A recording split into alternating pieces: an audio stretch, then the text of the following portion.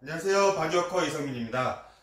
오늘 주제는 어떤 선생님께서 질문하신 것 중에 2달 전에 회원님께서 넘어지셔서 그때 어깨에 불편함이 발생하셨는데 이 선생님께서 여러가지 테스트를 하셨다고 합니다.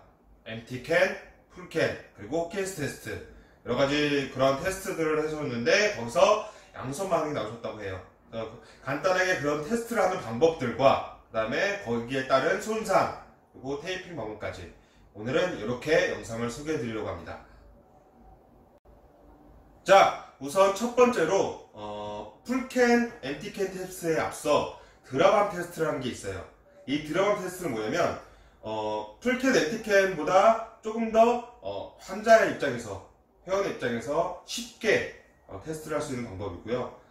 이 방법 같은 경우는 지금 나오는 이 사진과 같이 아무런 저항도 주지 않습니다. 우선은 받으시는 분은 가만히 서 계신 상태에서 천천히 팔을 위로 듭니다. 단 여기서 검사하시는 분이 같이 도움을 주셔서 팔을 올리시면 되시고요. 그 다음에 여기서 손을 놓으실 텐데 여기서 툭 떨어진다 그러면 근육에 대한 손상 혹은 관절적인 문제라고 보시면 되실 것 같고요. 자, 다음으로 풀캔과 MT캔에 대해서 설명을 드릴 건데 이 풀캔은 MT캔 전에 시행이 되어야 됩니다. 풀캔은 손 엄지손가락 방향이 위로 향하도록 하고요. 그 다음에 아까랑 똑같이 양쪽 팔을 한 60도 정도 벌려줍니다. 벌려준 상태에서 이제 검사하시는 분이 양쪽 손을 이용해서 손목 쪽을 손가락으로 누르셔도 되고요. 혹은 이 손 네 손가락으로 누르셔도 되고요. 받으시는 분이 불편함이 느껴지거나 혹은 근육에 어떤 문제가 발생하시면은 버티지 못하고 밑으로 떨어지게 돼요. 그러면 그때도 양성 반응이라고 보시면 되시고요. 여기서도 아무런 이상이 없다 하시게 되시면 이번에는 손을 아래 방향으로 하신 상태에서 그대로 60도에서 90도 사이 놓으신 상태에서 똑같이 풀캔과 마찬가지로 검사하시는 분이 양쪽 이 손목 쪽을 가볍게 눌러주십니다. 이때 불편함이 발생하면 바로 스탑, 그리고 근육과 관절의 문제라고 생각하시고 그쪽으로 접근해 보시면 됩니다. 자, 다음으로 호킨스 테스트에 대해서 설명을 드릴 건데 그 설명 드리기 앞서 위에 말씀드렸던 드라밤 그리고 풀캔, 이 MT캔 세 가지는 주로 이제 타겟으로 사용되는 근육이 슈프라스피리터스, 극상근이라는 근육입니다. 그래서 팔을 외전시켜주는 근육이고요. 여기에 대한 손상도가 있는지 없는지에 대한 판단을 하기 위해서 이런 테스트들을 시행하고 있고요. 자, 지금 말씀드린 이 호킨스 테스트 같은 경우는 극상근에 대한 스트레스를 좀 더 올려줍니다. 단, 이 테스트 같은 경우는 검사하시는 분이 조금 숙련이 되어 있고 그리고 하기 힘든 테스트라고 보시면 되시고요. 우선은 받으시는 분은 가만히 이렇게 편안하게 앉으신 상태에서 팔을 앞으로 나란히 드시고요. 그 상태에서 가볍게 팔꿈치를 접어줍니다. 시행하시는 분은 불편함이 생기신 분의 옆에 혹은 뒤쪽에 쓰셔서 팔꿈치를 손으로 가볍게 감싸주시고요. 그 다음에 인터널, 안쪽 회전을 이렇게 주면서 몸 안쪽으로 들어가면서 안쪽 회전을 이렇게 주시면 됩니다.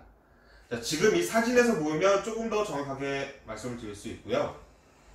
이거 같은 경우는 거의 회전을 각도별로 주기 때문에 끝에서 불편함이 발생하는 경우가 많습니다. 한번 불편함이 발생하시면 바로 스탑! 거기서 스프레스피터스나 혹은 다른 건설적인 문제의 원인을 찾으시면 됩니다.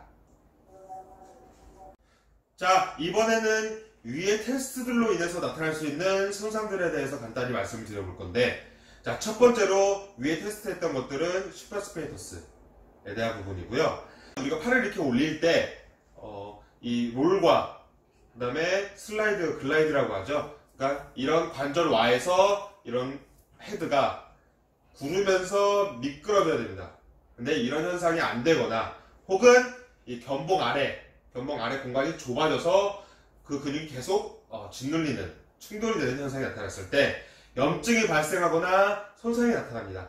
그렇게 되면 이제 우선 팔을 외전시키는 움직임이 많이 불편해지기 때문에 거기에 관련된 테스트들을 위에서 하고 있습니다. 자, 다음으로는 오브라이언 테스트에서 간단하게 말씀을 드리고요. 그 다음에 그 오브라이언 테스트에 대해서 어떤 손상이 나타날 수 있는지 거기에 대해서 한번 말씀드려 보도록 하겠습니다. 자, 이 오브라이언 테스트 같은 경우는 슬랩이라는 벽면의 테스트를 하는 겁니다.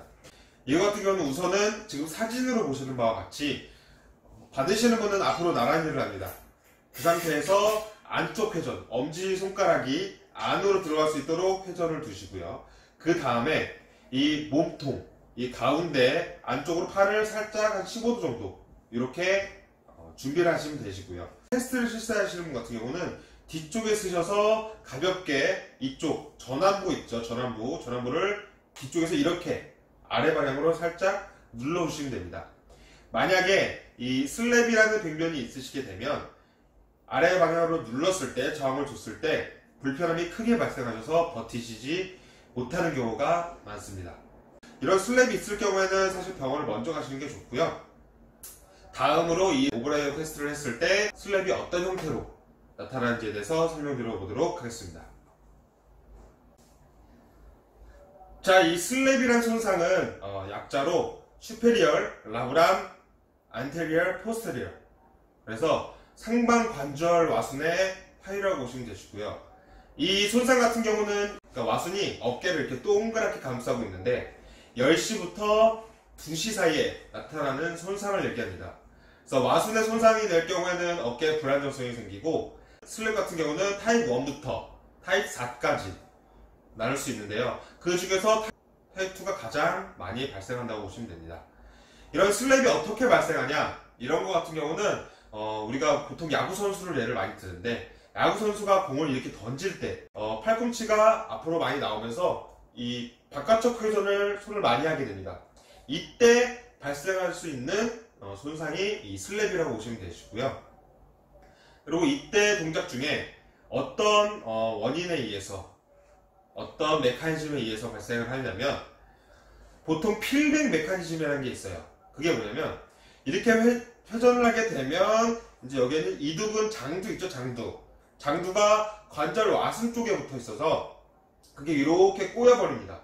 이렇게 꼬이면서 그 와순을 잡고 당겨버리는, 그래서 와순이랑 같이 뜯어지는 현상, 이게 슬랩의 병명 중에 하나라고 보시면 되세요. 이 슬랩 같은 경우는 뭐 보통 운동 선수에게 많이 일어나고요. 일반인 분들이나 운동 선수 같은 분들이 이렇게 슬랩이 일어났을 때는 바로 병원에 가서 처치를 받으시면 좋으실 것 같습니다. 자, 이제 마지막으로 이제 어깨에 대한 안정화를 줄 수 있는 테이핑에 대해서 간단하게 말씀을 드릴게요. 자, 그냥 일반적으로 나오는 테이핑들도 많은데 제가 직접 사용하는 테이핑 방법과 그 다음에 어떤 불편함이 있을 때 조금 더 어떻게 잡아주시면 좋을 수 있는지 거기에 관련된 테이핑 방법을 간단하게 말씀드려 보도록 하겠습니다. 자, 이 안정화 테이핑 같은 경우는 우선은 이 어깨 있잖아요. 어깨의 선을 견봉부터 델토이드, 성악근이 붙어있는 지점까지 길이를 잽니다. 그래서 이런 이 정도의 길이, 어깨 길이에 맞게끔 한 3개 정도를 준비해 주시고요. 처음에는 가볍게 자, 붙여놓으신 상태에서 가볍게 위쪽으로 하나, 자, 이게 중간 삼각근이라고 보시면 되시고, 자, 또 하나를 이제 전면 삼각근 쪽을 앞쪽으로 이렇게 붙이셔서 그대로 전면 삼각근을 감싸서 이런 식으로 하나 붙여주시고요. 자, 그 다음에 후면 삼각근 쪽을 자, 뒤쪽으로 붙여주셔서 그대로 이런 식으로 해줍니다.